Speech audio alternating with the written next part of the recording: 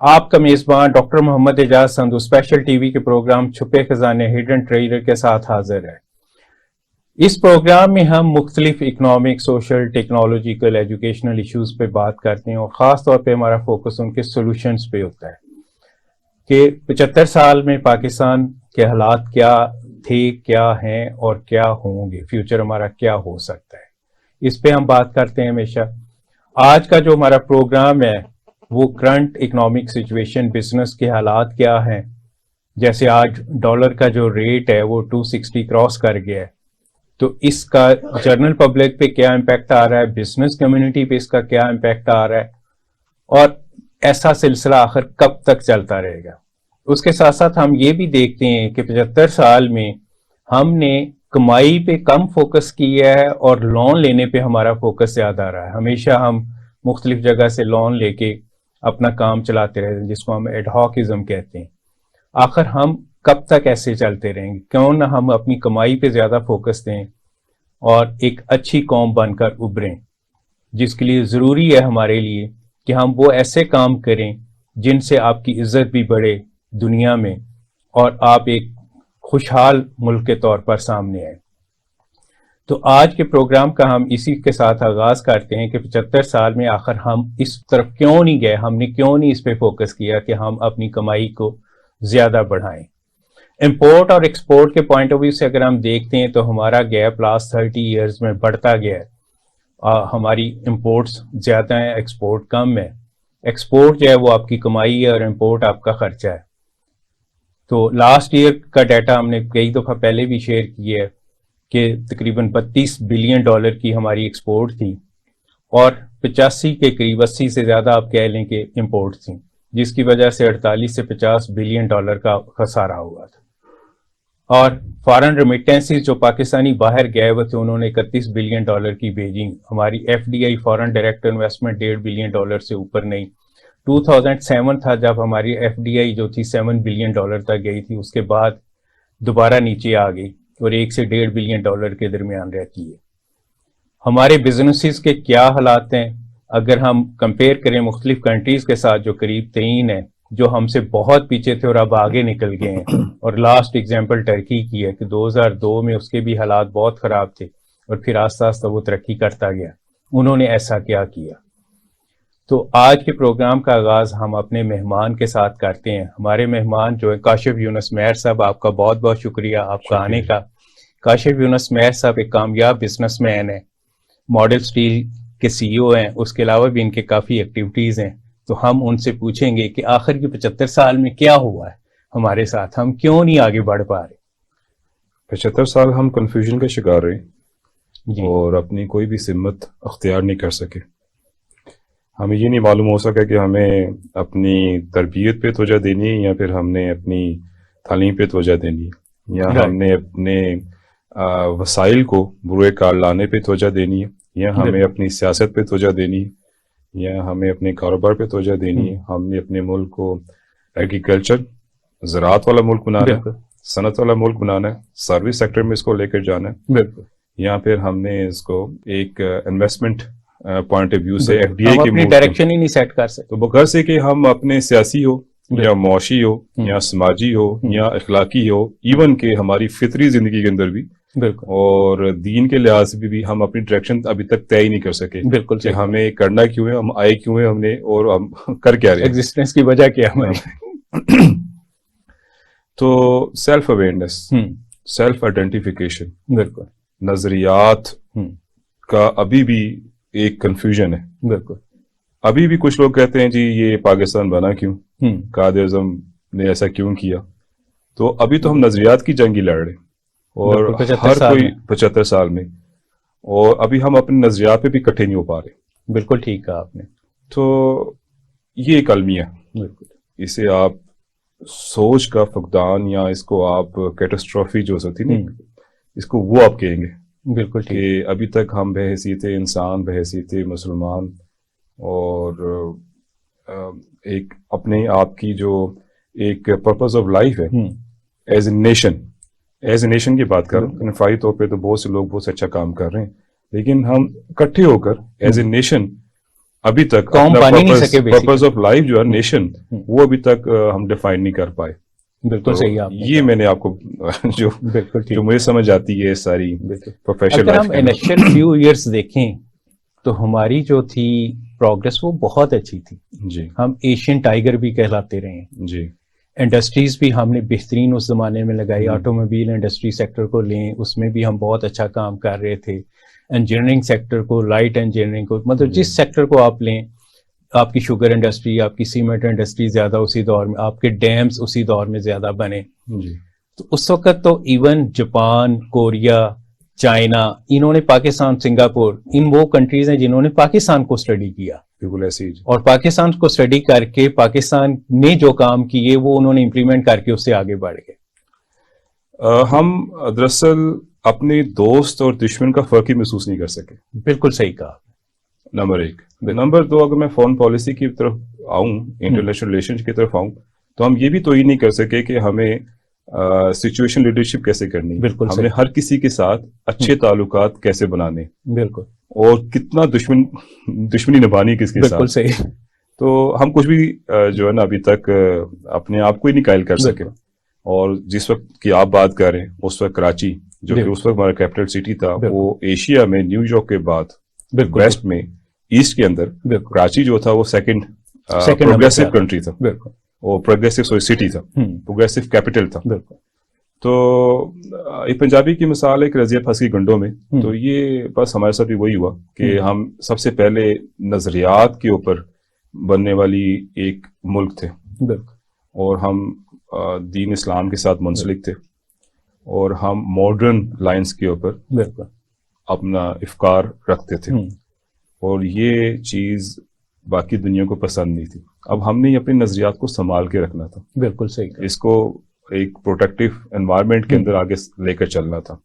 لیکن بہرحال ہم پہلے ہی 10-12 سالوں میں انفرادی لالچ میں, انفرادی نظام اور اپنی جو ٹوٹلیٹرین جو تھی وہ ایک کریکٹر کے اندر پھنس گئے. وقت تو کبھی بھی جو ہے وہ پرانا نہیں ہوتا, ہر وقت گنجائش رہتی ہے اپنے آپ کو صحیح کرنے کی, اپنی اصلاح کرنے کی. ابھی بھی گنجائش ہے, بالکل, اور ابھی بھی اگر ریسیٹ ہو سکتا ہے, ابھی ریسیٹ سب کچھ ہو سکتا ہے. تو اس لیے ابھی بھی ریسیٹ کیا جا سکتا ہے, سب کچھ ہو سکتا ہے. ہم دوبارہ ترقی کے راستے پہ اپنے اخلاقی بلندیوں پہ پہنچ سکتے ہیں, ہم اپنی سیاسی, معاشی, سماجی, اخلاقی بلندیوں تک پہنچ سکتے ہیں. فرق صرف اتنا ہے جس وقت سے ہم شروع کریں گے, بالکل, اور جس وقت سے تہیہ کر لیں گے کہ ہمیں ایز اے جو نا نیشن, ایز اے قوم ہمیں آگے بڑھنا ہے. انفرادی طور پہ قوم میں کبھی آگے بڑھتی نہیں, تو یہ کولیکٹیو وزڈم کے ساتھ ہمیں آگے بڑھنا پڑتا ہے. بالکل ٹھیک کہا آپ نے. شروع میں اگر ہم دیکھیں تو پاکستان میں کرپشن نہیں تھی, جس کی وجہ سے بیسیکلی پاکستان نے ترقی کی. اس وقت کہا جاتا ہے کہ جو کرپٹ لوگ تھے, جو کرپشن کرنے کی کوشش کرتے تھے, وہ منہ چھپاتے تھے اپنا, سوسائٹی میں ان کو برا سمجھا جاتا تھا. پھر آہستہ آہستہ کرپشن والے اوپر آ گئے, جس کی وجہ سے ہماری سوسائٹی کا اوور آل سسٹم جو ہے وہ خراب ہوا. حکومت کے لیول پہ بھی یہ جو کرپشن ہے اس نے بیسیکلی ہمارے کافی حد تک بیڑا گرک کیا. ہم بھیک مانگنے جاتے ہیں باہر, اور بھیک مانگنے جاتے ہیں, مہنگے ترین کپڑے پہن کے جاتے ہیں, مہنگے ترین ہوٹلوں میں رہتے ہیں, اور بھیک مانگ رہے ہوتے ہیں. تو یہ عجیب چکر سٹارٹ ہو گیا. اچھا, اس میں جیسے میں نے اپنی شروعات میں بھی آپ سے کہا کہ ہمارا جو ملک ہے وہ کریکٹر کے اوپر بنا تھا, کردار کے اوپر بنایا گیا تھا, اور یہ دشمنوں کو پتا تھا کہ اس کون سی جو ہماری مضبوطی ہے اسی کو ہماری کمزوری بنایا جائے. بالکل صحیح. تو ہمارے کردار کو خراب کرنے کی کوشش کی گئی اور کر دیا گیا. تو جو کریکٹر آف دی نیشن ہے وہ خراب کیا گیا ہمارا. تو کیسے خراب کیا جاتا ہے؟ وہ آپ کو خراب کیا جاتا ہے تعلیم کا خراب نظام دے کر, تربیت کے نظام کو دھرم بھرم کر کے, ٹیکنیکل ایجوکیشن اس کو دھرم بھرم کر کے, ہمارے جو عدل و انصاف کا نظام ہے اس کو دھرم بھرم کر کے. تو اب اگر آپ 1900 جیسے آپ بات کر رہے ہیں کہ پہلے 10-15 سال تو اچھے گزرے, تو 10-15 سال کے بعد ہی اب اگر آپ دیکھیں تو ہماری جو پالیسی میکنگ تھی, جو ہماری اسٹریٹجک ڈیسیژنز تھے, وہ ان تمام 5-6 کاموں کو خراب کر رہے تھے. بالکل صحیح کہا. اور ہم یہ توہین نہیں کر سکے کہ ہم نے زراعت کی اکانومی بننا ہے, ہم نے صنعت کی اکانومی بننا ہے, ہم نے سروس سیکٹر کی اکانومی بننا ہے. ہمیں الجھا کے رکھا گیا ایسا الجھایا گیا کہ ہم ایک دوسرے سے لڑ پڑے. بالکل صحیح کہا. تو یہ تو لڑانے والے نے تو اپنی کوشش کرنی تھی, تو بیوقوفی تو ہماری ہے کہ ہم لڑ پڑے. زراعت کی جب آپ نے بات کی تو انٹرسٹنگلی اگر ہم دیکھیں تو ہم کہلاتے ہیں زرعی ملک, جی اور کرنٹ سچویشن ایسی آ گئی ہے کہ ہم نیٹ امپورٹر ہیں فوڈ کے بھی. جی تو بجائے اس میں ہم بہتر جاتے ہیں, ہم اس میں بھی آہستہ آہستہ. میں جب پاکستان سے باہر فرانس میں گیا تھا, میں اکثر اپنے پروگرام سے میں بات کرتا ہوں, تو اس وقت ییلڈ پر ایکڑ فرانس میں جو تھی وہ تقریباً 80+ جی من پر ایکڑ تھی. ہماری اس وقت 20-22 کے قریب تھی. جی تو 30 سال بعد ہم 32 پہ پہنچے ہیں. آخر ہم اس میں آگے کیوں نہیں جا سکے, ہم نے ٹیکنالوجی کو کیوں نہیں استعمال کیا. اس میں بھی اگر ہم دیکھیں تو آج تک پاکستان کی ایگریکلچر پالیسی آئی. جی پاکستان کی پہلی ایگریکلچر پالیسی شاید جاوید برقی انسٹیٹیوٹ آف پبلک پالیسی نے بنا کے دی ہے, لیکن وہ بھی ابھی تک امپلیمنٹ نہیں ہوئی, جی جو کہ پہلی ہے بیسیکلی. جی. 4 پالیسیز اس میں بنی ہیں, climate resilient agriculture policy, national cotton policy, national wheat policy اور گرین پنجاب. تو یہ تو ہمارے حالات ہیں کہ اتنے سالوں میں ہم نے جو ایگریکلچر جس کو ہم بیس کہتے رہے اس کی پالیسی نہیں بنائی. دراصل یہ جو لفظ ہے نا کنات, اس نے ہمیں مارا. صحیح. میں نے بہت سوچا کہ جو ایکسٹرا ہے میرے پاس یہ کس لیے. بالکل صحیح.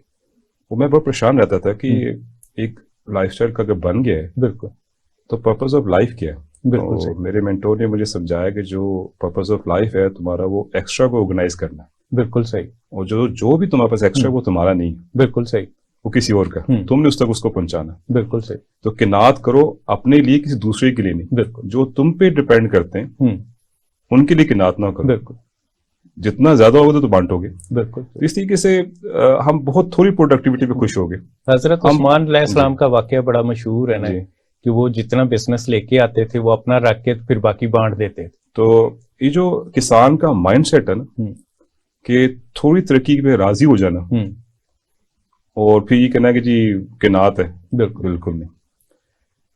ہمارے جو فارمر, جو میں نے ایک اسٹڈی پڑھی اس میں 75% جو لینڈ ہولڈنگ ہے وہ چھوٹے فارمرز کے پاس ہے,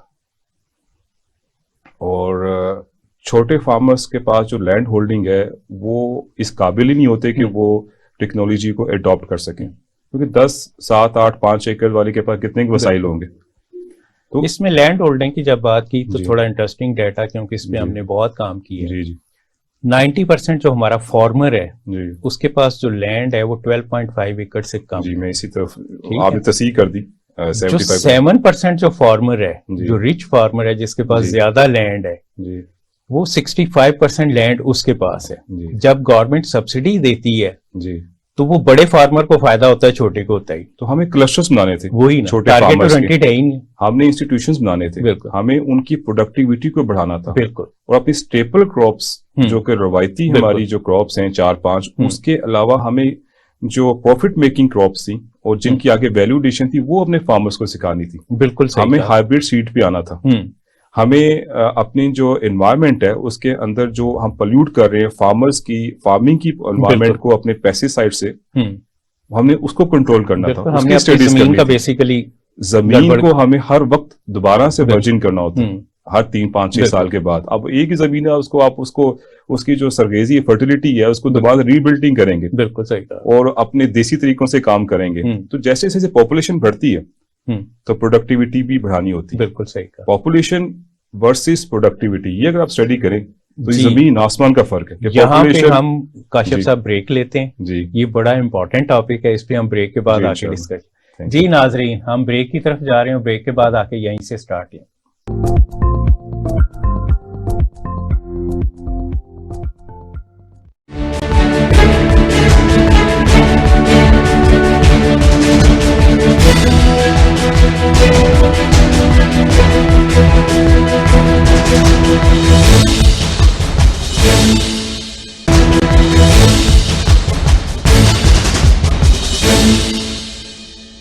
میرے لیے یہ بڑے اعزاز کی بات ہے کہ آج میں اسپیشل ٹی وی کے اسٹوڈیوز میں حاضر ہوا ہوں.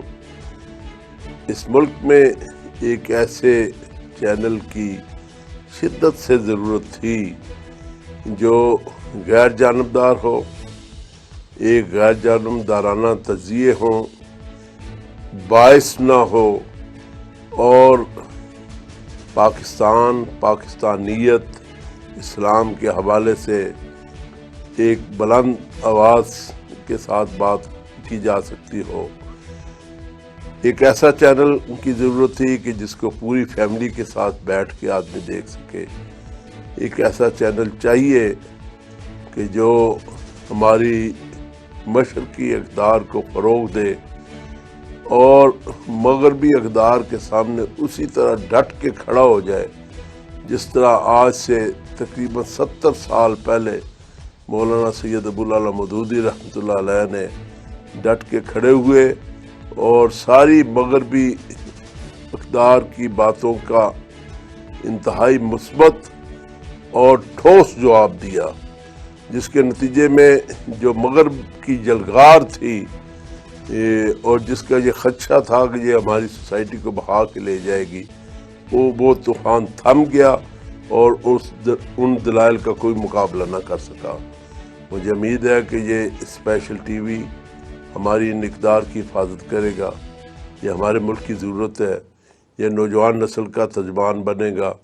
ये हमारे बेटियों के सरों को ढांपने वाला टीवी होगा और हमारे बेटियों के हकूक़ के लिए बात करेगा। हमारे घरों में इसकी एक हर वक्त ज़रूरत महसूस की जाएगी और एक ऐसा चैनल ये इंशाअल्लाह बनेगा कि जो हर हाल में हर उस पहलू को जिसकी मुल्क के लिहाज से एक अहमियत है उसको उजागर करेगा।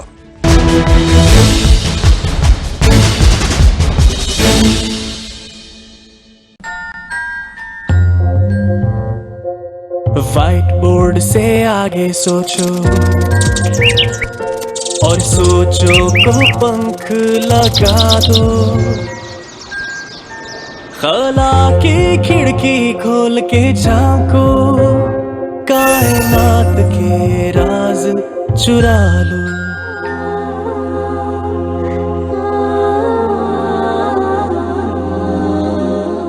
ये जहां तो तुम्हारा जहां है, तुम सा दूजा कोई भी कहाँ है। ये जहां तो तुम्हारा जहां है, तुम सा दूजा कोई भी कहाँ है। दार अरकम अपनी 700 से ज्यादा ब्रांचेस में 3 लाख से ज्यादा तुलबा को बेहतरीन अखलाकी अक़दार के साथ तालीम और तहजीब दोनों दे रहा है। दार अरकम, तालीम तहजीब साथ साथ।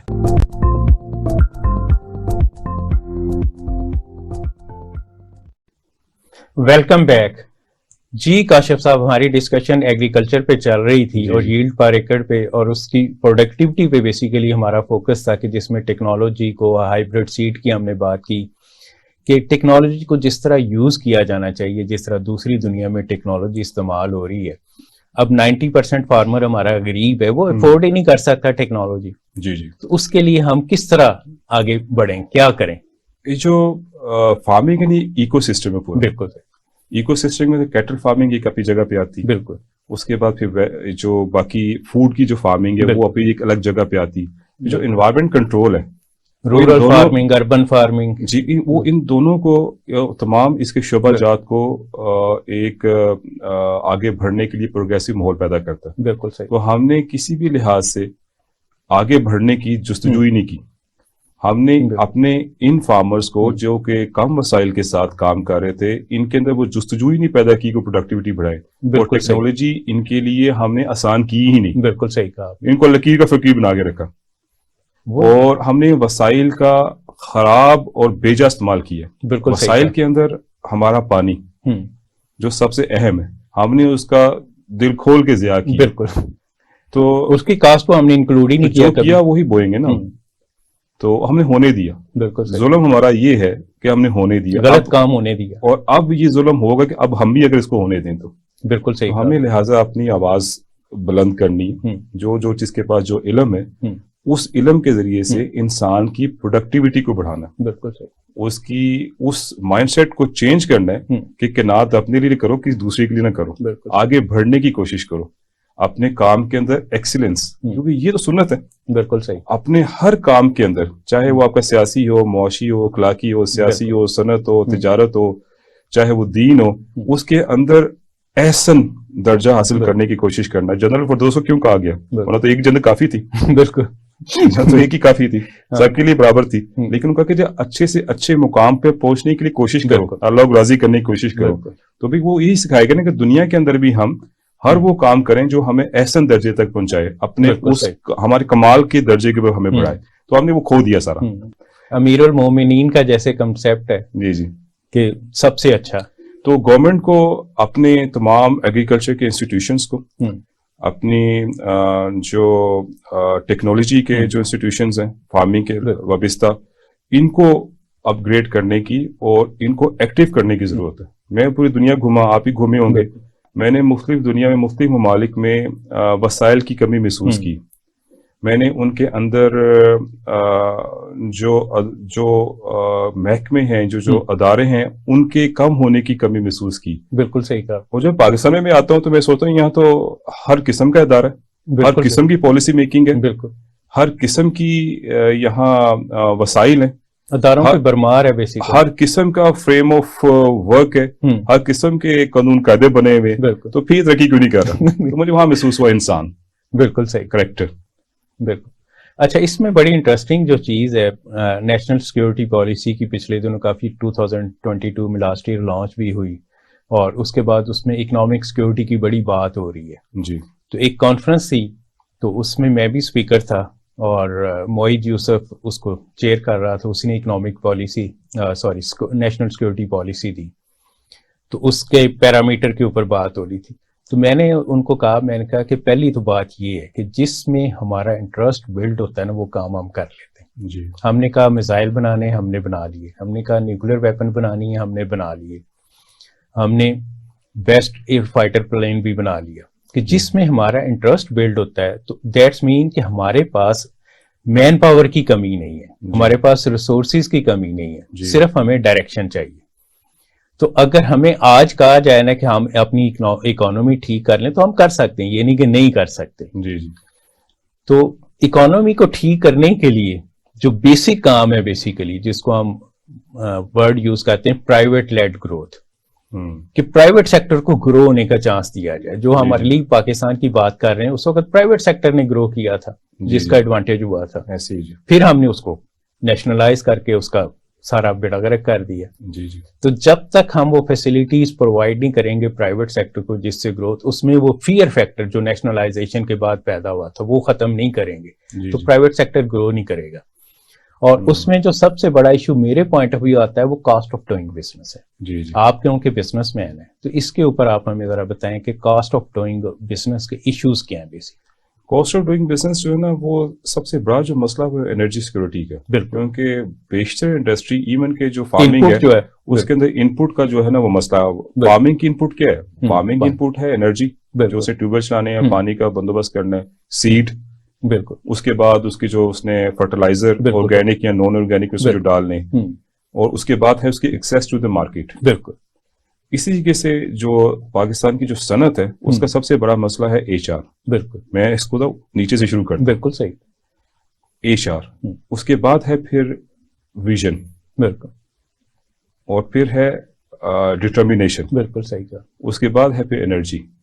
एनर्जी सिक्योरिटी का होना बहुत जरूरी है, क्योंकि वो हमारी बेसिक इनपुट है। बिल्कुल। उसके बाद है फिर ब्रांडिंग। बिल्कुल, कि हम अच्छी चीज बना लेते लेकिन उसकी अच्छी कीमत नहीं दे पाते। बिल्कुल सही कहा आपने। और हमें मालूम नहीं कि उस अच्छी चीज को लोगों तक कैसे पहुंचाना है, पूरी दुनिया की मंडियों तक कैसे पहुंचाना है। पेटेंट्स वो हमें लेने का तरीका नहीं आता, नहीं कि हम हर थोड़ा सा अच्छा काम करके राजी हो जाते हैं। बिल्कुल सही कहा। उस मुकाम तक, उस चोटी तक पहुंचाने में हम कोशिश ही नहीं करते। तो यूं नहीं, आपको 5-4 चीजें बताई। इसके अलावा जो है टेक्नोलॉजी, वो सबसे आखिर में। तो हम दुनिया की सबसे ज्यादा गैर मुतवक्का कौम है, अनप्रेडिक्टेबल कौम है। हमेशा हमने अच्छे से बहुत अच्छा नहीं किया, हमने बहुत बुरे से अच्छा किया। बिल्कुल सही कहा। हमने पस्ती से उठे हैं हमेशा, पिछले 75 साल की आप देख लें हम्म। तो, और अभी तक हमारे अंदर का जो लावा है वो अभी तक मौजूद है। बिल्कुल सही कहा। सिर्फ जो फियर फैक्टर है, अच्छा यार देखी जाएगी, बिल्कुल। अच्छा ये इतना कुछ करने की क्या जरूरत है, आखिर मरना ही है। तो ये जो कॉन्सेप्ट है ना, ये जो कि इतना अच्छा करने की क्या जरूरत है, बिल्कुल ये मैं खत्म करना होगा, बहुत अच्छा करने की ये जरूरत जो आपने बात की ना, इसमें मैं जब पाकिस्तान वापस आया, मैं कहूँगा टेक्नोलॉजी का बंदा हूँ, है। जी तो मैंने उस वक्त टेक्सटाइल सेक्टर को टारगेट किया। जी मैंने स्पार्क को छोड़ा हुआ था, तो टेक्सटाइल सेक्टर को मैंने फोकस किया कि टेक्नोलॉजी एक ऐसी चीज़ है जिससे हम प्रोडक्टिविटी बहुत बढ़ा सकते हैं। और पाकिस्तान की उस वक्त भी मेजर एक्सपोर्ट टेक्सटाइल ही थी। जी जी तो टेक्सटाइल के गुरु से मैं मिला, तो उनसे मेरा एक क्वेश्चन सबसे मैंने यही किया कि जी फॉर्च्यून 500 में पाकिस्तानी क्यों नहीं आ रहे? जी जी आप इतने बड़े बड़े बिजनेसमैन हैं जिसमें मियां मंशा, मियां अदरीस वगैरह शामिल थे। तो मुझे बड़ा इंटरेस्टिंग यही जो आप बात कर रहे हैं जवाब मिला, डॉक्टर साहब 10 अरब रुपया महीना कमा लेने और की चाहिए। तो हमारे जो विजन और टारगेट थे वो उस पॉइंट ऑफ व्यू से सेट नहीं थे। तो पर्पस ऑफ लाइफ है ना, बिल्कुल। तो पर्पस ऑफ लाइफ हमेशा अच्छी तालीम से मिलता है, अच्छी तरबियत से मिलता है, और जुस्तजू से मिलता है, कोशिश से मिलता है, बिल्कुल सही कहा। और बांटने से मिलता है। अब जब आपने इनपुट्स की बात की, एनर्जी की बात की, तो पहले हमारा एनर्जी मिक्स बहुत अच्छा था। जी दुनिया में जब हम एनर्जी मिक्स की बात करते हैं तो 70 to 80% आपकी लो कास्ट एनर्जी होनी चाहिए, 20% फॉसिल फ्यूल पे होनी चाहिए। जी जी हमारा रिवर्स हो गया हुआ है। जी जी हमारी 80% जो है फॉसिल फ्यूल है, 20% जो है लो कास्ट है। लो कास्ट के में भी जब हाइड्रो का हम लेते हैं तो वो बेसिकली पानी आपके पास ज्यादा होगा तो बिजली बनेगी। जी जी तो वो आपके पास 2-3 महीने ही होते हैं, जुलाई, अगस्त, सितंबर। आपकी बातें गहरा सांस लेने पे ही मजबूर कर रही मुझे लेकिन ये गहरे सांस ही है जिसके बहुत से लोगों की तवानाई बढ़ाता है। बिल्कुल। अल्लाह खैर करेगा इंशाअल्लाह ताला। ये जो 4 काम, इसके लिए हमें किसी से भी कोई मदद मांगने की जरूरत नहीं है। बिल्कुल सही। कौन कौन से? एक है इंफॉर्मेशन टेक्नोलॉजी, बिल्कुल ठीक है। एक है आर्टिफिशियल इंटेलिजेंस, बिल्कुल मस्नूई जहानत, तीसरा है माइनिंग, बिल्कुल सही। चौथा है इंजीनियरिंग इंडस्ट्री। बिल्कुल सही।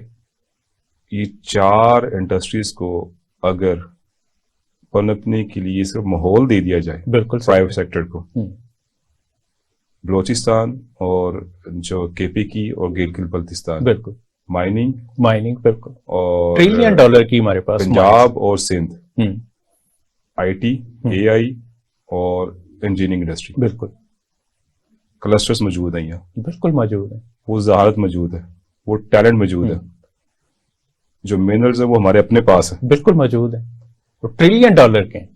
तो अगर ये 4 सेक्टर, ये सारे इंटरकनेक्टेड है, बिल्कुल सही। अगर इन 4 सेक्टर्स को पॉलिसी मेकिंग 15 साल की दे के छेड़े बगैर बिल्कुल सही कहा। काम करने का मौका दिया जाए तो अगले 5 साल में हम अपना ये जो 110-15 अरब डॉलर का कर्जा कुछ है भी वो नहीं उतार है। सकते। और ये जो चारों सेक्टर्स है, बहुत से मुल्कों का एक एक सेक्टर की जो एक्सपोर्ट है वो हमारी टोटल डेट से ज्यादा है। बिल्कुल सही आपने कहा। एक आईटी सेक्टर की जब आपने बात की तो पहले भी कई प्रोग्राम में मैं बात कर चुका हूं, मैंने आपको क्लिप भी भेजा था जी जी कि इंडिया आईटी में 60s में आ गया था। जी जी इंडियन इंस्टीट्यूट ऑफ जो टेक्नोलॉजी है उसकी 35 के करीब ब्रांचेज हैं। जी जी इंडिया की जो आईटी की एक्सपोर्ट है लास्ट ईयर की वो $189 बिलियन थी, जी जी हमारी $5 बिलियन थी। जी जी तो अनफॉर्चुनेट है हमारे पास मैन पावर की इसमें कोई कमी नहीं, क्योंकि मैं पढ़ाता भी हूँ और जी। मेरा ये स्पेशलाइज सेक्टर भी है, आर्टिफिशियल इंटेलिजेंस बेस्ड जितनी भी टेक्नोलॉजीज है, जी मिसाइल सेक्टर में भी हमने इसको यूज किया, मुख्तलिफ जगह पे भी। तो कमी कोई नहीं है हमारे पास, जी, सिर्फ जी। हमें डायरेक्शन ठीक करने की जरूरत जी, है, जी। पॉलिसी ठीक करने की जरूरत है। तो मेरे ख्याल से हमें किसी का इंतजार करना भी नहीं चाहिए। बिल्कुल। और जितने भी आप प्रोग्रेसिव बिजनेस ग्रुप देखते हैं, जितने भी आप वो खानदान देखते हैं जिन्होंने कारोबार के अंदर, सर्विस सेक्टर के अंदर या अपने सियासी या माशी या दीन के अंदर खिदमत की है, वो इनरली जो है ना वो मोटिवेटेड है। बिल्कुल सही। अल्लाह की उन पे रहमत है। तो ऐसे अल्लाह की रहमत वाले बड़े खानदान पाकिस्तान में मौजूद है। बिल्कुल मौजूद है, इसमें कोई सिर्फ शक उनको नहीं। छेड़े ना, करने दें उनको। मैं तो ये कहता हूँ कि या बस उसको रोको नहीं, मौका दें, बेसिकली मौका दे दें, बस पॉलिसी मेकिंग कर दें कैसी। बिल्कुल। प्राइवेट सेक्टर आपसे कुछ नहीं मांगेगा, ना बिल्कुल आपसे पैसा मांगेगा, ना हम्म, आपसे वो रिसर्च इंस्टीट्यूट मांगेगा, ना आपसे वो HR मांगेगा, ना आपसे इवन के एनर्जी मांगेगा, वो खुद बिल्कुल, बंदोबस्त खुद कर create लेगा। कर लेगा। क्योंकि पाकिस्तान में ऐसा अजीब टैलेंट है हम्म, कि वो सारे वसाइल खुद बिल्कुल मुनफरिद किस्म का है।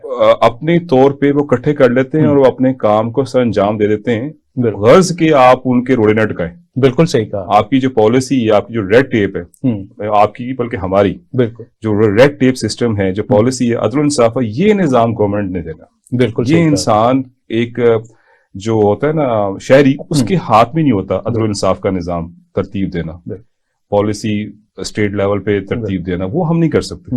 वो एक स्टेटमैन का और वहां की जो मजलिस शूरा या जो असेंबली, उसका काम है। जो वो काम है वो तो खुद कर ले, बिल्कुल सही कहा। बाकी आप कुछ ना करें, वो लड़ाइयां बंद करें और इसकी तरफ आए। जैसे मिसाल के तौर पे जो आप इकोनॉमी की बात कर रहे थे, आप वो भीख मांगने की बात कर रहे थे, इसका बेहतरीन हल हम दे चुके हैं पिछले 2 हफ्तों में कि भाई 3 महीने की, 6 महीने की और 1 साल की DA क्रेडिट LC लोग हमें देने को तैयार है। बिल्कुल सही। शिप जो हजारों कंटेनर वो जो पोर्ट के ऊपर पड़े हुए हैं, उसके अंदर भी और आइंदा उसके बाद भी LC खोलने को तैयार है कि भाई हम आपको क्रेडिट के ऊपर 360 डेज की D की LC की देते। बैंक से जाके कहा भाई आपसे तो पैसे ही नहीं मांग रहे, बिल्कुल सही कहा। पैसे देने साल के बाद पाकिस्तान की सप्लाई चेन ठीक हो जाएगी, बिल्कुल सही कहा। पाकिस्तान की जो मार्केट्स के अंदर शॉर्टेज खत्म हो जाएगी। हाँ, वो जो इन्फ्लेशन आनी है वो तो आएगी, लेकिन उतनी नहीं आएगी जितनी की अब आ रही। बिल्कुल, क्योंकि जब शॉर्टेज खत्म होती है, इंडस्ट्री चलती है, तिजारत चलती है, सर्विस सेक्टर चलता है, तो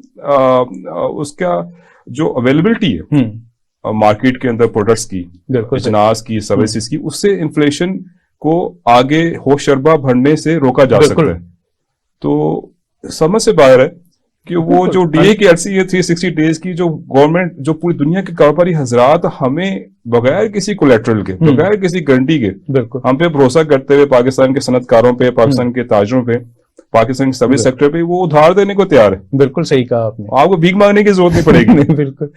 तो वो अब उसके ऊपर भी अभी तक वो सोच विचार हुई कि क्या किया जाए। डॉलर का रेट जो आप देखिएगा कि अगर ये इस तरीके से ताजर को और सनतकार को, जो हमने दुनिया से जब बात की, उन्होंने कहा जी हम आपके लिए हाजिर हैं, आप करें काम। बिल्कुल सही। इससे जो इंटरबैंक का रेट और जो ओपन मार्केट का रेट है 5-10 से ज्यादा फर्क नहीं होगा।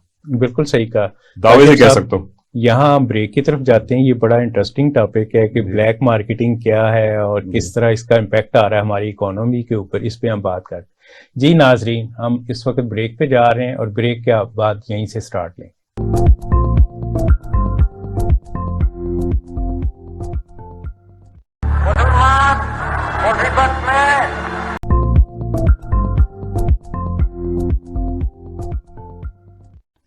Welcome back.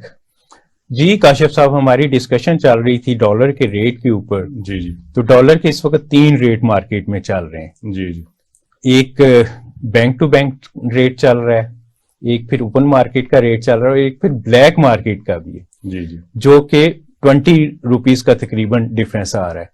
कल जब उसको सेट करने की कोशिश की गई, तो जब हम डॉलर 255 पे लेके आए तो ब्लैक मार्केट वाला 275 पे चला गया। जी जी। तो ब्लैक मार्केट का वो फर्क कायम रहा जो कि खत्म हो जाना चाहिए था। जी जी।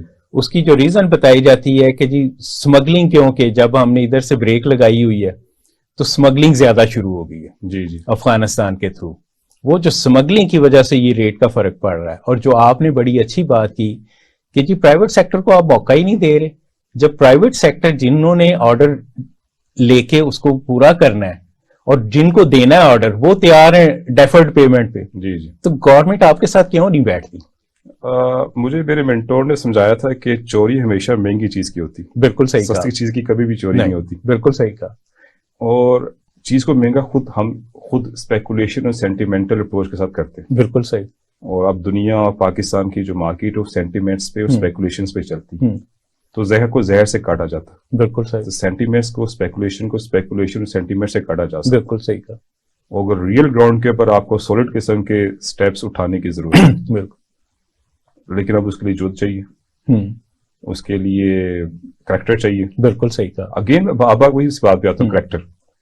تو جو بالکل. چیز بگاڑی گئی ہے اسی کو حاصل کرنا ہوگا. بالکل صحیح. 75 سال میں بگاڑا گیا وہ کریکٹر بگاڑا گیا. بالکل. اس کے لیے کریکٹر چاہیے. اس کے لیے ایک اچھی جو ترجیحات اچھی تب بنے گی جب ہمارا مقصد پاکستان کے لیے ہوگا. بالکل صحیح کہا. یا جب ہمارا مقصد ایک کمیونٹی کے لیے ہوگا. ہر انڈسٹری اپنا اپنا سوچے گی, ہر تاجر اپنا اپنا سوچے گا, ہر پولیٹیشین اپنا اپنا سوچے گا. بالکل. بگاڑ تو اپنے لیے سوچنے کی وجہ سے پیدا ہوگا. بالکل صحیح کہا.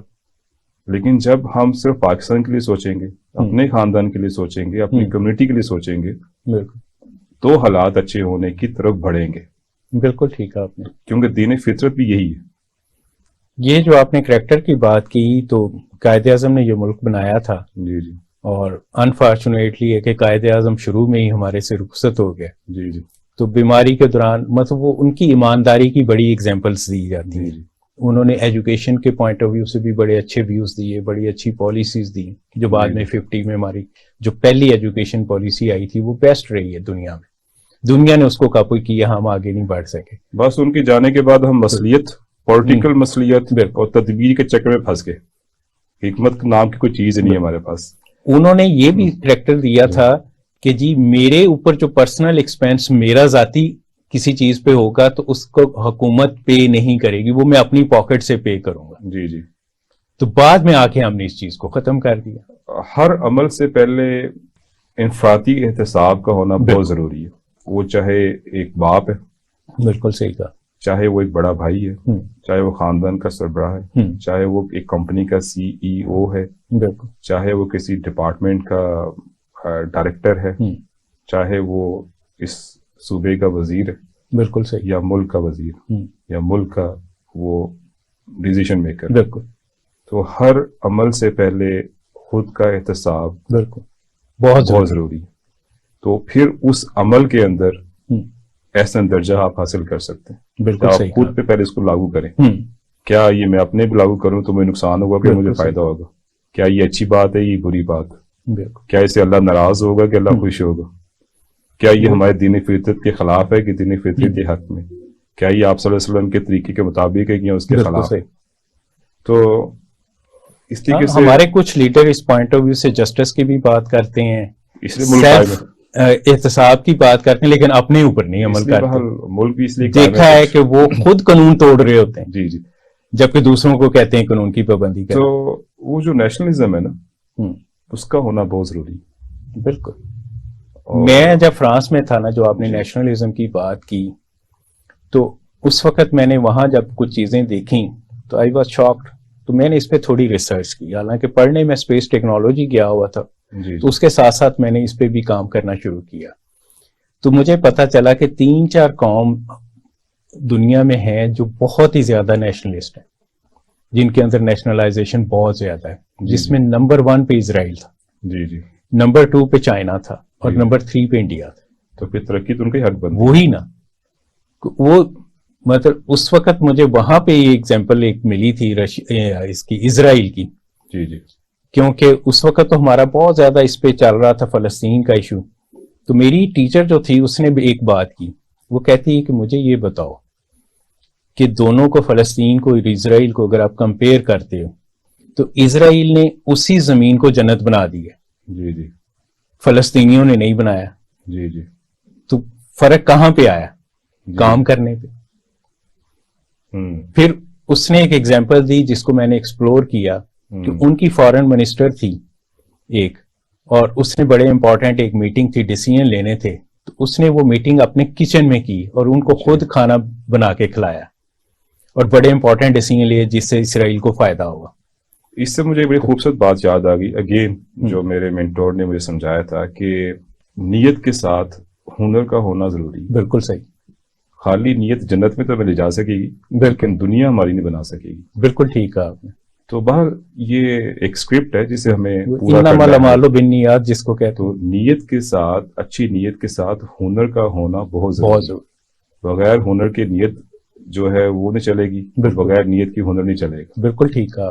تو دنیا داری کے معاملات کو پورا کرنے کے لیے اس دونوں کا کومبو کا ہونا بہت ضروری ہے. بالکل صحیح کہا. تو ہم بہت سے لوگوں کی نیت تو اچھی ہے لیکن اب ہنر ان کے پاس ہے نہیں. بالکل صحیح. بہت سے لوگوں کے پاس ہنر تو بہت ہے, نیت اچھی نہیں ہے, نیت سب اچھی کو آگے لگایا ہوا. بالکل. تو بہر دونوں چیزیں, دونوں کمپیٹنسیز ہیں جو کہ انسان کو اسپرچل کمپیٹنسی بھی ہے, اس کے بعد پھر یہ اسکلس کی کمپیٹنسی بھی ہے, اس کے بعد پھر ایک پولیٹیکل جو مائنڈ سیٹ ہے اس کی کمپیٹنسی بھی ہے کہ اس کو کس طریقے سے آگے لے کر چلنا ہے.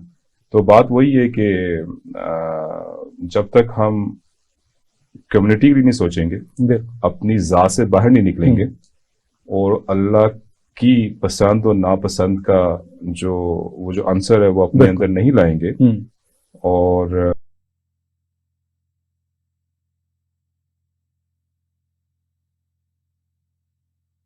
محالہ ہم اوپر جا کے بھی کامیاب نہیں ہو سکیں گے, کیونکہ حساب آپ سے اوپر جا کے یہی ہوگا کہ آپ نے کتنی سہولت پیدا کی کسی دوسرے کے لیے بااخلاق رہنے کی, اپنی زندگی کو آسانی سے گزارنے کی, تو ہم سے حساب یہ بھی ہوگا. تو شاید ہم بھول چکے, لیکن بہرحال پاکستان میں اچھے لوگ, اچھے سوچ, اچھی ویژن, بالکل صحیح, اور اچھے کردار کے لوگ موجود ہیں, یہ ابھی تک موجود ہے. بالکل صحیح آپ نے کہا. ہم اگر دیکھتے ہیں کنزیومر اکانومی کی ہم جب بات کرتے ہیں تو اس وقت ہمارا جو سب سے بڑا ایکسپورٹ بل ہے وہ آئل ہے. جی جی, 27 to 30 بلین ڈالر کا الان وہی ہے. جی, اس کی وجہ کیا ہوئی, کیوں ہم اس تک پہنچے, کہ ہم نے گاڑیاں ایک دفعہ لون دینے شروع کیے, تھوک کے حساب سے ہم نے گاڑیاں لے لی, ٹھیک, اے سیز لے لیے, ہم نے یہ سوچا ہی نہیں کہ ان چیزوں نے چلنا کس کے اوپر ہے. جی جی, اور وہ بعد میں ہمارے لیے کیا مسئلہ, ہم کیوں نہیں, مطلب وہ ایسے آئٹمس جس سے ہمیں نقصان ہوتا ہے ان پہ زیادہ ٹیکس کیوں نہیں لگاتے. ہم ہمیشہ یہ بجلی کی قیمت بڑھا دو, پیٹرول کی قیمت بڑھا دو. آئی ایم ایف کے بارے میں بھی میں یہی کہتا ہوں, وہ کیوں یہ نہیں کہتا کہ جی اپنے خرچے کم کرو. وہ ان چیزوں کے جس سے غریب افیکٹ ہوتا ہے, جس سے آپ کی مہنگائی بڑھتی ہے, وہ اس طرف کیوں آتا ہے. میں نے آپ کو شروع میں وہی کہا نا کہ ہم پروڈیوسر اکانومی نہیں ہیں. بالکل, ہم ایگریکلچرل اکانومی نہیں ہے. کہتے ہم ہیں کہ ہم پروڈیوسر اکانومی, بالکل, ہم ایگریکلچر اکانومی, لیکن ہم تو ایک ٹریڈر اکانومی بن گئے. بالکل صحیح آپ نے کہا. ہم نے خود کو مشکل میں ڈالا ہی نہیں کہ ہم آگے بڑھنے کے لیے اپنی انڈسٹری کو, اپنی جو فارمنگ کو اپ ٹو دا اسٹینڈرڈ کریں پاپولیشن کے بڑھنے کے ساتھ. بالکل. تو جب آپ ٹریڈر اکانومی بن جائیں گے تو پھر لامحالہ ایکسپینس آؤٹ جب کریں گے تو ڈالر جائے گا ہی جائے گا. بالکل جائے گا. ڈالر کو لانے کے 4 طریقے ہی ہیں جو کہ ہم کر سکتے ہیں. ایک نمبر 1 امیجیٹ کہ ہم ریمیٹنسیز کے اندر کوئی انسینٹیوائز کر دیں. بالکل صحیح. فوراً ایک مہینے کے اندر تاکہ وہ جو فورن ریمیٹنسیز آتی ہیں جو ہمارے تارکین وطن کی آتی ہیں وہ بڑھ جائیں. بالکل, جب ان کو انسینٹیو نظر آئے گا. اس میں کسی قسم کی کوئی بھی, میں آپ کو بتا دوں, پولیٹیکل سٹنٹ نہیں ہے کہ وہ فلاں کو پسند کرتا فلاں کو نہیں پسند کرتا. ہر شخص کو منافع پسند ہے. بالکل صحیح, یہ میں آپ کو بتا رہا ہوں. بالکل ٹھیک. یہ بھول جائیں کہ کوئی فلاں پارٹی کو پسند, فلاں اس لیے نہیں آ رہی, کچھ بھی نہیں ہے. آپ ان منافع بڑھائیں ان کا. بالکل صحیح. آپ ان کو انسینٹیوائز کریں, ان کو ٹرسٹ دیں, پھر دیکھیں کہ آپ کو کس طریقے سے ایک مہینے کے اندر ریمیٹنسیز بڑھتی ہیں. نمبر 1. نمبر 2, ہمیں اپنے جو انرجی کے ایکسپینس ہے اسے کم کرنا. بالکل, ہمیں اب خود کو سمجھانا ہے. بالکل صحیح کہا. آپ صلی اللہ علیہ وسلم کی سنت ہے کہ ریسورسز کے وسائل کا ضیاع سے بچو. بالکل صحیح کہا. تو ہم تو جو مل جائے تو اس کو ہم کوشش کرتے ہیں کہ 10 سال کی چیزیں 1 سال میں ختم کر دیں. یہ اللہ نے دے دی, یہ تو شاید پتہ نہیں اب ہمیشہ یہی رہے گی. تو ہمیں خود کو بھی اپنے کسی حدود حربے میں لے کر آنا ہے, اپنے انرجی کنزرویشن کے بارے میں, اپنی واٹر ریزروائر کے جو وسائل ہیں اس کے بارے میں, اس کی ضیاع سے ہمیں خود کو بچانا. بالکل. تیسرا, ہمیں سیلف سسٹینیبل ہونا. یہ ہے mid term long term plan کہ ہمیں امپورٹ کے آلٹرنیٹو سپر لگژری آئٹمس کو بھی پاکستان کے اندر بنانا ہے. بالکل صحیح. لگژری آئٹمس کو بھی پاکستان کے اندر بنانا ہے, اور ہمیں اپنے جو فوڈ سیکورٹی ہے وہ خود حاصل کرنے کی کوشش کرنی. تو کیا ہوگا, جو ہم ایکسپینس آؤٹ جو کر رہے ہیں وہ کافی حد تک ہم 1 سال تک اپنے آپ کو اس سے محفوظ رکھ سکیں گے. اور تیسرا, ہمیں ایک اچھی انڈسٹریل پالیسی کی ضرورت ہے, ایگریکلچر پالیسی کی ضرورت ہے, اور پھر 15 سال کے لیے پولیٹیکل لڑائی جھگڑا چلتا رہے, اس سے ہمیں دائیں بائیں نہیں ہونا. وہ ہے مساق معاشیت کہ جو اب یہ سب سے بہترین وقت ہے کیونکہ ہمیشہ جو رولنگ پارٹی ہے وہ آفر کرتی ہے اور جو اپوزیشن میں آتی ہے وہ اس کو اگنور کر دیتی ہے. بالکل صحیح کہا. جب اپوزیشن رولنگ میں آتی ہے پھر وہ آفر کرتی ہے اور جو رولنگ وہ اپوزیشن میں کی ہوتی ہے وہ اسے آفر کرتی ہے. اس وقت سارے برابر ہے, بالکل یا برابر ہو جائے گی آنے والے 3-4 مہینوں میں. تو اس وقت ایک اچھی انڈسٹریل پالیسی کی جب سب بہت ضروری اپوزیشن میں ہوں گے. رولنگ جی کاشف صاحب آپ کا آنے کا بہت بہت شکریہ. گفتگو ایسی ہے کہ اس پہ کئی گھنٹے لگ سکتے ہیں, جی تو پھر ہم دوبارہ آپ کو تکلیف دیں گے کیونکہ یہ ٹاپک ایسا ہے کہ جس پہ فردر گفتگو کی جا سکتی. شکریہ جی. جی ناظرین, آپ نے نوٹ کیا کاشف صاحب کی گفتگو سے کہ ہر چیز کا حل ہمارے پاس موجود ہے, صرف ہمیں اپنی نیت ٹھیک کرنی ہے اور کام ٹھیک طریقے سے کرنا ہے. اس کے ساتھ ساتھ اپنے میزبان ڈاکٹر محمد اعجاز سندھو کو اجازت دیجیے. اللہ حافظ.